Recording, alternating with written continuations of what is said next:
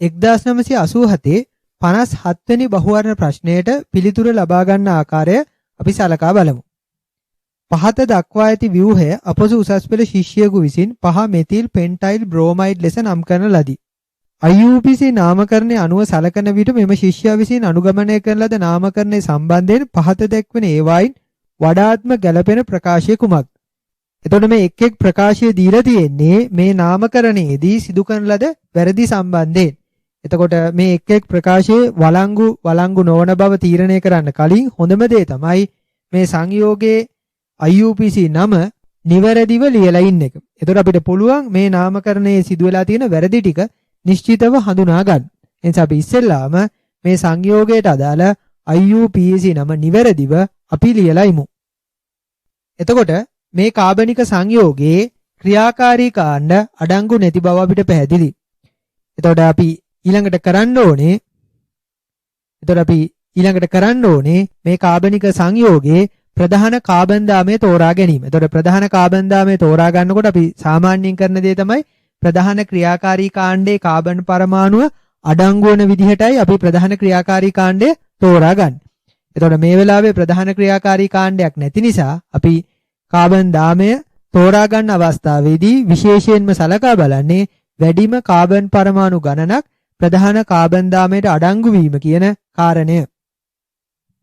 එතකොට ප්‍රධාන carbon දාමයට carbon පරමාණු 6ක් අඩංගු වන විදිහට මෙන්න මේ විදිහට අපිට පුළුවන් ප්‍රධාන කාබන් දාමය තෝරා ගන්න. එතකොට ප්‍රධාන කාබන් දාමේ මේ කාබන් පරමාණුවට බ්‍රෝමීන් පරමාණුව ආදේශ කාණ්ඩයක් විදිහට බැඳිලා තියෙනවා කියලා අපිට කියන්න පුළුවන්. ප්‍රධාන කාබන් දාමය අංකණය කරන්න පුළුවන් 1 2 3 4 5 6 1 2 3 4 5 6. එතකොට ප්‍රධාන කාබන් දාමය අංකණය කරනකොට සාමාන්‍යයෙන් අපි සලකා බලන්නේ ප්‍රධාන ක්‍රියාකාරී කාණ්ඩයේ කාබන් පරමාණුවට ලැබෙන අංකය. එතකොට ප්‍රධාන ක්‍රියාකාරී කාණ්ඩ නැති වෙච්ච වෙලාවට අපි සලකා බලනවා කාබන් ත්‍රිත්ව බන්ධන කාබන් ද්විත්ව බන්ධන. එතකොට මේ සංයෝගයේ ප්‍රධාන ක්‍රියාකාරී කාණ්ඩ නැහැ, කාබන් ත්‍රිත්ව බන්ධන නැහැ, කාබන් ද්විත්ව බන්ධන නැහැ. තියෙන්නේ බ්‍රෝමෝ කියන ආදේශ කාණ්ඩය. එතකොට බ්‍රෝමෝ ආදේශ කාණ්ඩයේ බැඳුණු කාබන් පරමාණුවට අංක 2 ලැබිලා තියෙනවා, අංක 5 ලැබිලා තියෙනවා. අංක 2 අඩු අංක ලැබීම. නිසා මේ විදිහට අංකය දීම වැරදි. දැන් අපිට පුළුවන් මේ සංයෝගයේ IUPAC නම ලියන්න. දෙවෙනි කාබන් පරමාණුවේ බ්‍රෝමෝ ආදේශ කාණ්ඩය. ඒතර අපිට ලියන්න පුළුවන් 2 බ්‍රෝමෝ. ප්‍රධාන කාබන් දාමේ කාබන් පරමාණු 6ක් තියෙනවා. ඒ නිසා හෙක්ස්. ඊළඟට අපි ලියන්න ඕනේ ප්‍රධාන කාබන් දාමේ කාබන් පරමාණු අතර ද්විත්ව බන්ධන ත්‍රිත්ව බන්ධන පවතිනවද නැද්ද කියන එක. එතකොට මේ කාබනික සංයෝගයේ කාබන් පරමාණු අතර පවතින්නේ තනි බන්ධන. ඒ බව සඳහන් කරන්නේ AN කියලා ලියලා. එතකොට මේ කාබනික සංයෝගයේ IUPAC නම වෙන්නේ 2 බ්‍රෝමෝ හෙක්සේන්. දැන් අපිට පුළුවන් දීලා තියෙන වගන්ති ගැන සලකා බලන්න. අපි දැන් ප්‍රකාශ සලකා බලමු. පළවෙනි ප්‍රකාශය ප්‍රධාන කාබන් දාමයට ඇතුළත් කර ඇති කාබන් පරමාණු සංඛ්‍යා වැරදිය. එතකොට ප්‍රධාන කාබන් දාමේ කාබන් පරමාණු 6ක් තියෙනවා. ඒ නිසා ලියන්න ඕනේ හෙක්ස් කියලා. දැන් මේ ලියලා තියෙන නමේ තියෙන්නේ පෙන්ට් කියලා. ඒ කියන්නේ ප්‍රධාන කාබන් දාමේ කාබන් පරමාණු 5ක් තියෙනවා කියලා හිතාගෙනයි මේ IUPAC නම ලියලා තියෙන්නේ. ඒතර අපිට පැහැදිලි පළවෙනි ප්‍රකාශයේ වළංගු ගතියක් පවතිනවා. දෙවෙනි ප්‍රකාශය සංයෝගයේ බ්‍රෝමයිඩයක් ලෙස නම් කිරීම වැරදිය. මේ සංයෝගය බ්‍රෝමයිඩයක් විදිහට නම් කරන එක වැරදි. මේ සංයෝගය ඇල්කේනයක් විදිහටයි නම් කළ යුත්තේ AN කියලා යොදමින්.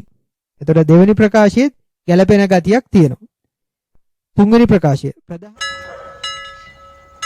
ගෙදර ඉඳන්ම කෙමිස්ට්‍රි තියරි ස්මාර්ට් විදිහට ඉගෙන ගනිමු. සෑම පාඩමකටම මාස්ටර් ක්ලාස් එකක්. AmilaGuru.com වෙබ්සයිට් එකට එන්න. වැඩි විස්තර සඳහා 0814 503 979 අමතන්න. තුන්වෙනි ප්‍රකාශය ප්‍රධාන දාමයට ඇතුළත් කර ඇති කාබන් පරමාණු සංඛ්‍යාවද සංයෝගයේ බ්‍රෝමයිඩයක් ලෙස නම් කිරීමද යන දෙකම වැරදිය. එතකොට තුන්වෙනි ප්‍රකාශය පළවෙනි දෙවෙනි ප්‍රකාශ දෙකට වඩා වළංගු ප්‍රකාශයක්. මොකද මේ නම ලියද්දී කරලා තියෙන වැරදි දෙකක්ම තුන්වෙනි ප්‍රකාශයේ සඳහන් වන නිසා. හතරවෙනි ප්‍රකාශය 5 මෙතිල් යන්න වෙනුවට 5 බ්‍රෝමෝ යනුවෙන් යෙදිය යුතුය.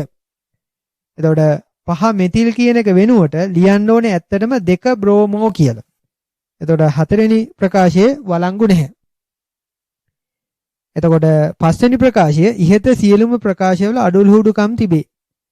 දැන් තුන්වෙනි ප්‍රකාශය ගත්තොත් නම ලිවීමේදී කරලා තියෙන වැරදි දෙකක් සඳහන් වුණාට 2 බ්‍රෝමෝ කියලා සඳහන් කළ යුතුයි කියන එක තුන්වෙනි ප්‍රකාශයට අඩංගු වෙලා නැහැ. ඒ නිසා අපිට කියන්න සිද්ධ වෙන්නේ මේ දීලා තියෙන ප්‍රකාශ සලකා බැලුවොත් එහෙම තුන්වෙනි ප්‍රකාශය තමයි සැලකිතු තරමින් වළංගු වෙන්නේ. ඒ වුණාට තුන්වෙනි ප්‍රකාශයේ සියලුම වැරදි සඳහන් වෙන්නේ නැහැ. ඒ නිසා පස්වෙනි ප්‍රකාශය තමයි සුදුසු ප්‍රකාශය විදිහට තෝරා ගන්න වෙන්නේ.